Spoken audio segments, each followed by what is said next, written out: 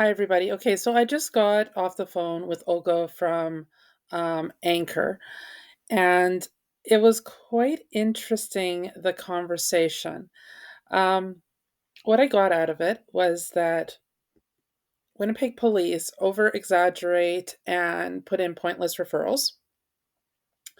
Um, that um, that ANCR picks and chooses what referrals to actually address, and that the Winnipeg police clearly, according to ANCR, needs more education in what is child protection and what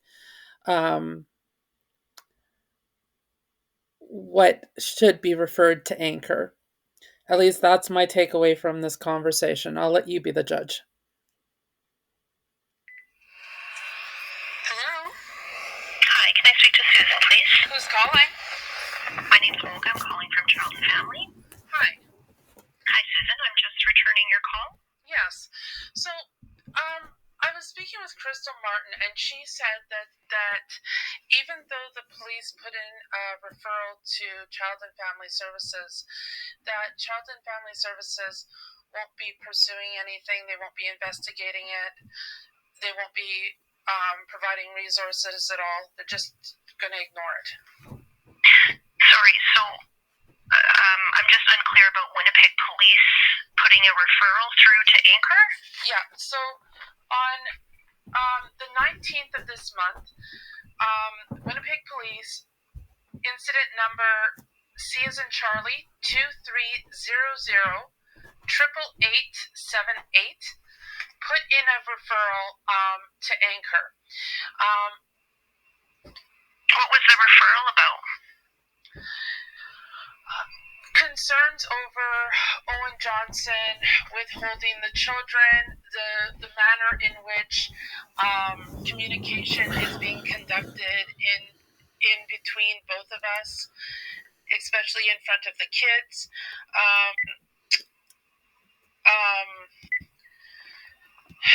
Okay, I'm going to pause that there for a second. So, when a parent calls Winnipeg police, or when Winnipeg police says, we're putting in a referral to ANCR, just to let you know, they don't go into detail on what exactly that referral was. It's clearly a child protection issue if they're putting it into ANCR. However, they don't say, we're putting in a referral to ANCR because we've noticed this, and this. What they do is they just tell you, based on the situation that we are observing, we're putting in a referral to ANCR, follow up with them in the morning or whatever, right? They don't go into detail. Is that a flaw with the system? Perhaps, but realistically, the police also go through a lot too, right? So, um, anybody who knows me knows that I'm not the easiest person on government bodies in regards to procedures and stuff, because I strongly believe in advocating for people's rights. However, I also understand the fact that, they are frontline staff, they are first responders. So if they feel that they want to disclose something, they're going to. But if they feel that it's not relevant in that particular moment, and it's just better to let ANCR deal with the situation, then that is what they're going to do. But the fact that Winnipeg police put in the referral to begin with indicates that they did observe issues that needed to be addressed. And the fact that ANCR is turning it back on the parent when they asked for a follow-up with that, going, well, why did the police put in the referral? Well, ANCR should have the referral in front of them. Like, they have a computer system with all the information. So interrogating a parent when they're following up, saying, okay, well, what was the reason for the referral? that doesn't make a hell of a lot of sense. First of all, that other parent that's doing the follow up, they're not the police officer who made the referral. Second of all, that is for ANCR to investigate, right? It's not for the other parent to say, oh well, the police put in a referral because of all these things that happened and all that, right? No. And if ANCR chooses to throw that referral out the window, what does that say about the Winnipeg police making referrals to ANCR? Are they overzealous with doing so? Anyways, continue listening. Okay, so just based on resources. Sorry, just based on this information, this is not something that the agency would follow up on. These are matters that are, they're custody access matters. We don't get involved when parents are withholding children. That is a matter that you would need to deal with through the legal system. So that would be connecting with your lawyer to discuss this. I understand that, but I also understand that it is harmful for the children, and you guys are in the business of child protection. I mean, when one parent is demeaning another parent in front of the children, and the police think it's severe enough that they're putting in a referral to ANCR, then ANCR should be looking into this. Okay, so I can't speak to Winnipeg Police putting a referral in, but if we have protection concerns, we certainly will follow up. But if we're getting a call about one parent withholding children, the Winnipeg Police wouldn't have put in a call to ANCR for no reason. They must have had protection concerns. Okay. Well, I can't speak to any of that, but I can tell you based on what you're telling me here in terms of him withholding the children, that is not a matter that Child and Family Services would get involved with. That is something that I would recommend you connect with your lawyer. Do you have a court order in place? I do, and he's violating it. Okay. And another concern of the police. It should be noted that I did put in a letter to Lauren Hanson and the Minister of Families in regards to this, because Sorry, can you repeat that? I missed that. I'm sorry. I did put in an email to Lauren Hanson and the Minister of Families in regards to this, because it is very concerning that, because the police don't just run around putting in referrals for no reason. And the fact that ANCR is refusing to look into this raises all sorts of red flags. I've also put the email on my channel, my YouTube channel, so that the public is aware that this is happening, and it's not right that ANCR is not getting involved. Okay, but I guess there's a difference, right? So I guess what I'm trying to say to you is you're saying the concerns are with respect to your former partner is not, not abiding by the court order. He's violating it. Well, and there's also another piece to the court order. One of the sections in the court order involves CFS. So the CFS is actually one of the named parties in there for supervised access, which means CFS has a responsibility. Okay, we don't supervise access unless children are in care. So when you talk about this piece, were your children ever in CFS care? Yes, they were. Okay, so was this potentially from when they were in care? Nope. Because the second the order got put into place, the file closed. Okay, so once the file gets closed, then Child and Family Services no longer involved. So in terms of visitation, that's something that you and your former partner would need to sort out. But again, so what I got out of that bit was, even though, and you can look back on the final orders, it was in one of the previous videos, but 6.2, I believe it is, indicates that CFS is one of the parties that could supervise. But this order came into effect when the CFS file got closed. So what that indicates is that order is either A, another inaccuracy in it, or B, CFS is violating a court order. And it's in a court order. So regardless of CFS mandate, I mean, if it's in a court order, it's legal. So you guys have to get involved. No, and I guess that's why I'm saying to you, you would need to go to a lawyer. Do you have a lawyer? No. You don't have a lawyer, okay? No, so which is why everything is getting posted online.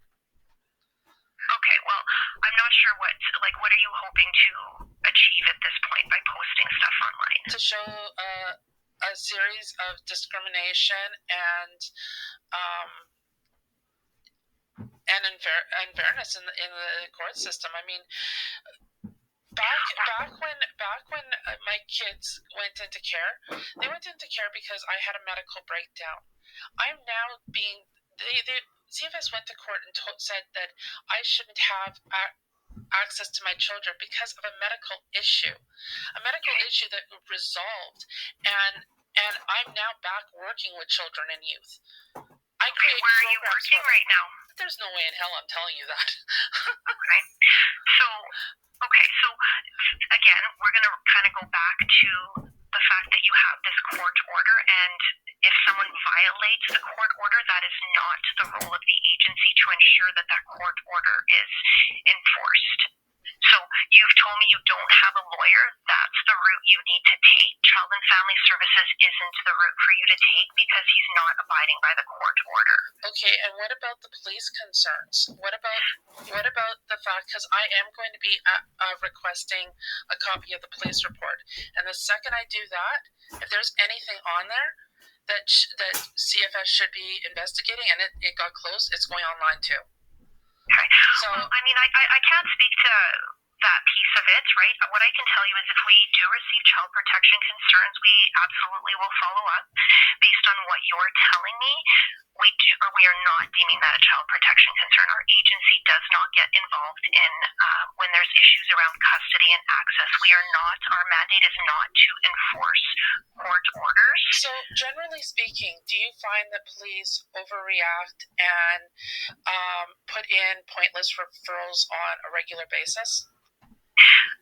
You know what? I think we're going to speak about the topic at hand, okay? We're not going to speak about that kind of is the topic at hand, because I'm saying that the police put in a referral and you're saying that it is not ANCR's mandate. So when I'm asking if they're putting in pointless referrals for no good reason, and I'm asking you, do you think that is occurring? I can tell you that if we get calls, whether it's from Winnipeg Police or anyone else, if there's child protection concerns that we deem require a child welfare response, the agency will follow up. That's what I can tell you. Okay.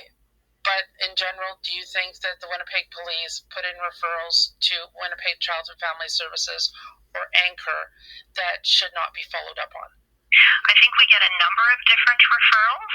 Again, I'm not going to focus on a Winnipeg Police referral. I want to focus on your concerns, and your concerns are that your former partner is not abiding by the court order.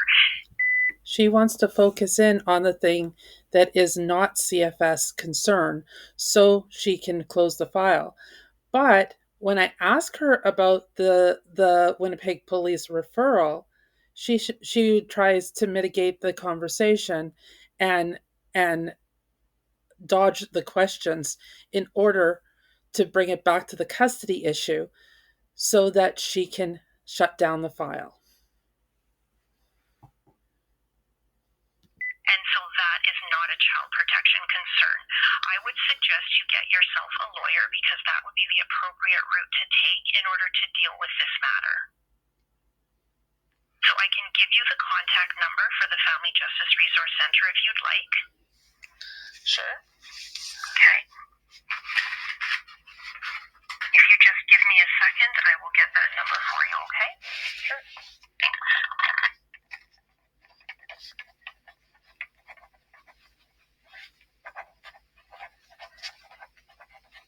This will take a few minutes, but it's interesting because I'm asking her about the police referral. Now, the police, like I said before, they wouldn't put in a referral for no good reason. They must have had a reason.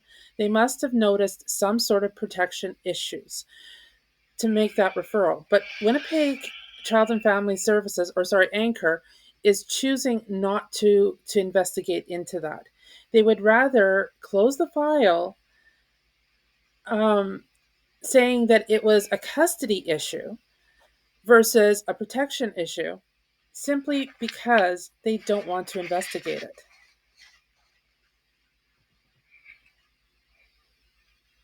Or it could be that they don't want to have to work with me. One of the two, which either way is kind of discrimination.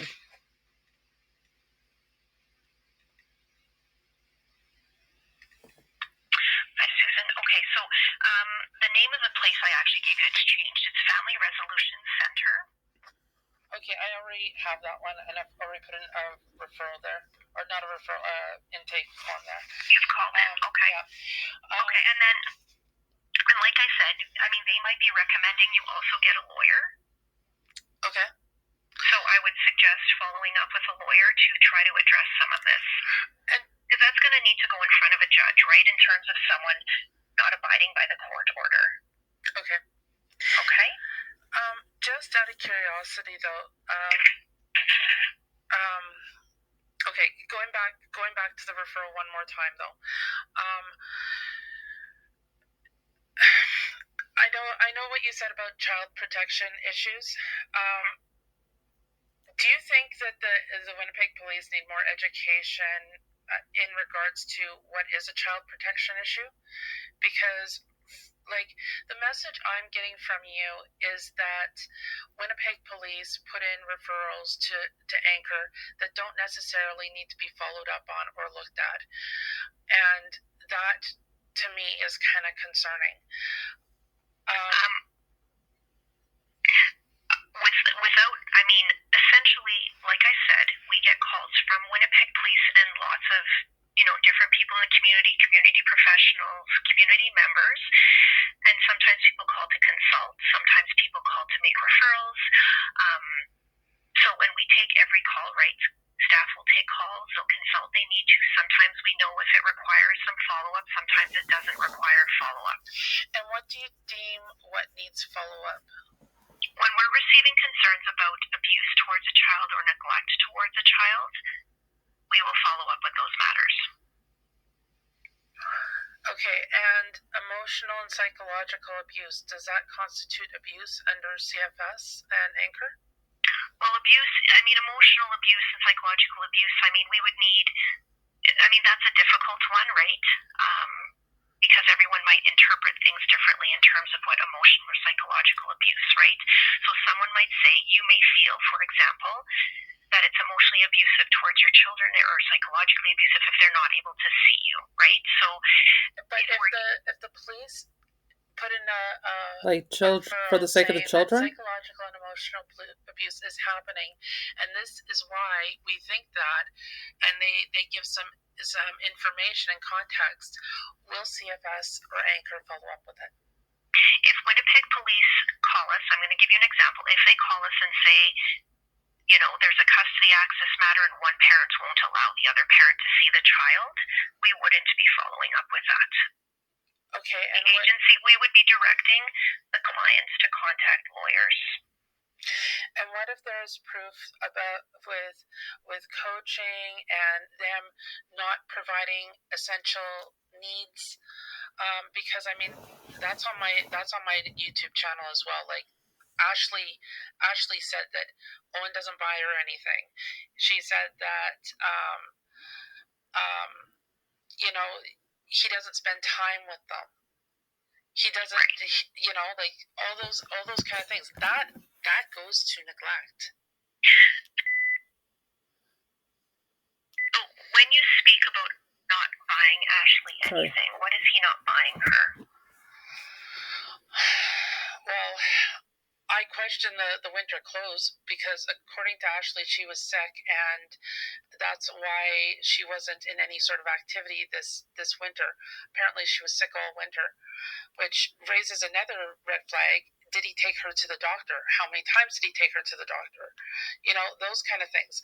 And those are the kind of things that I would like help with CFS, and those are child protection issues.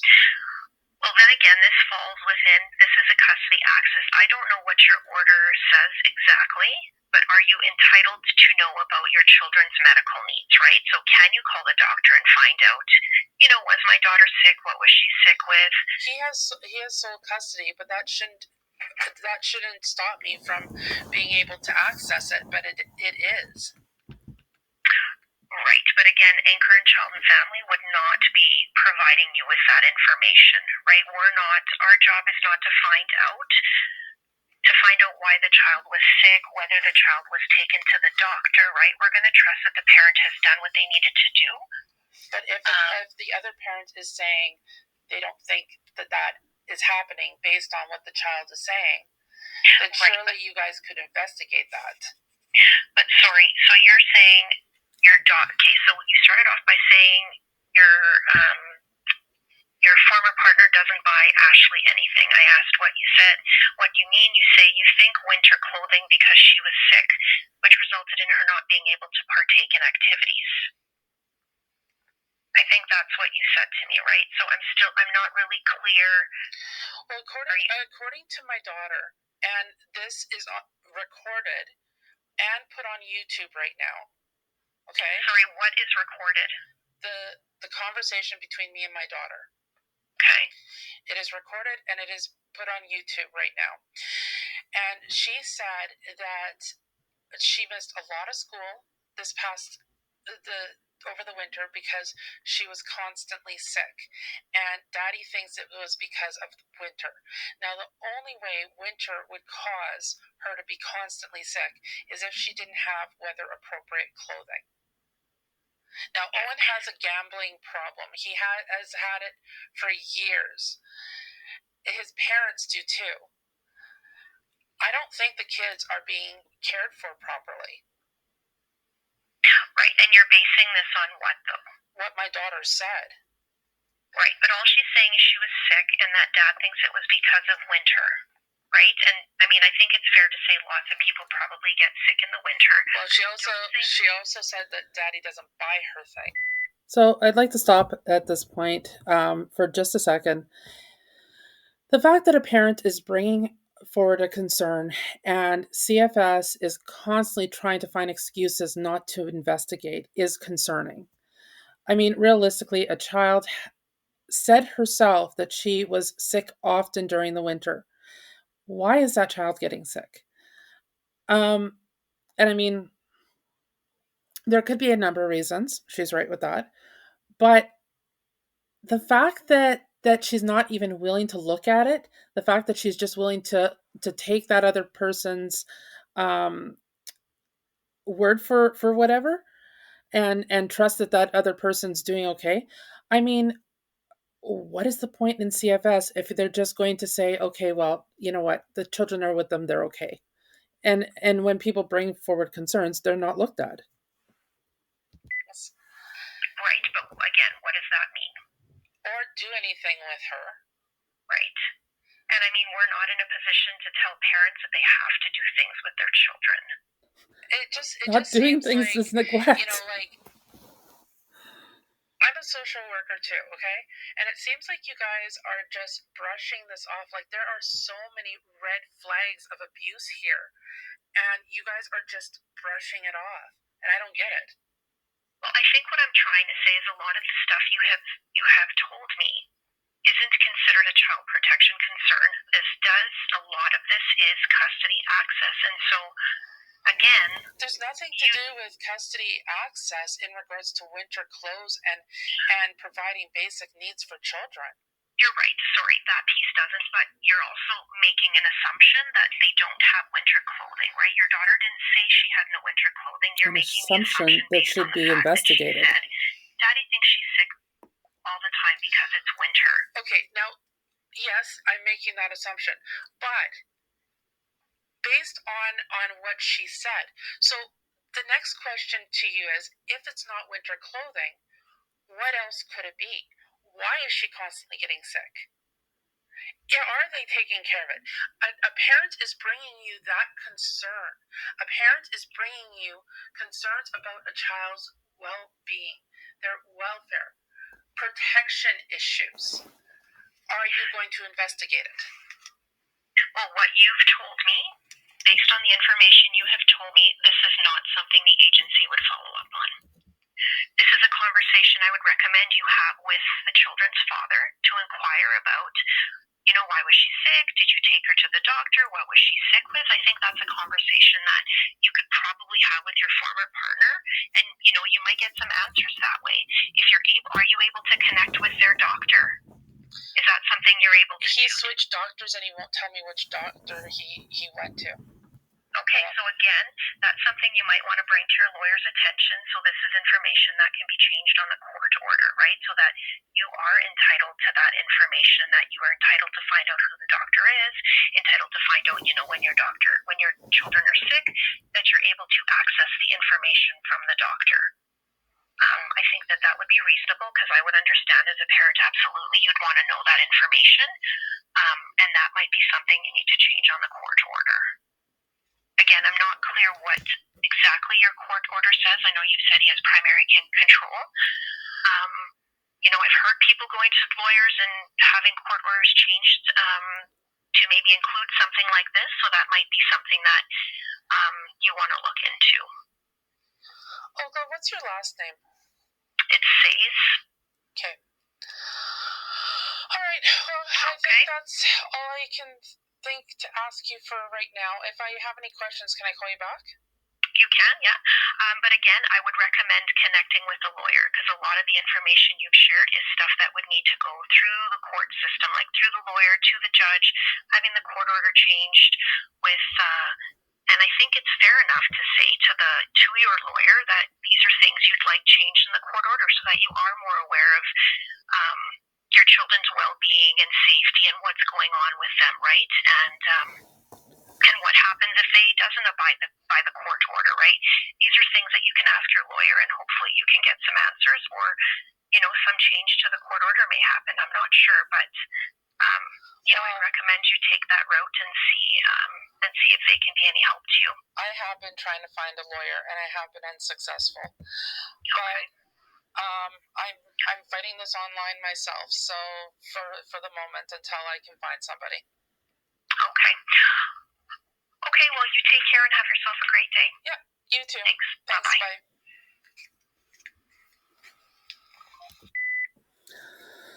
So, what I got out of that video is, like I said before, police are overzealous with putting in police CFS referrals, at least according to CFS.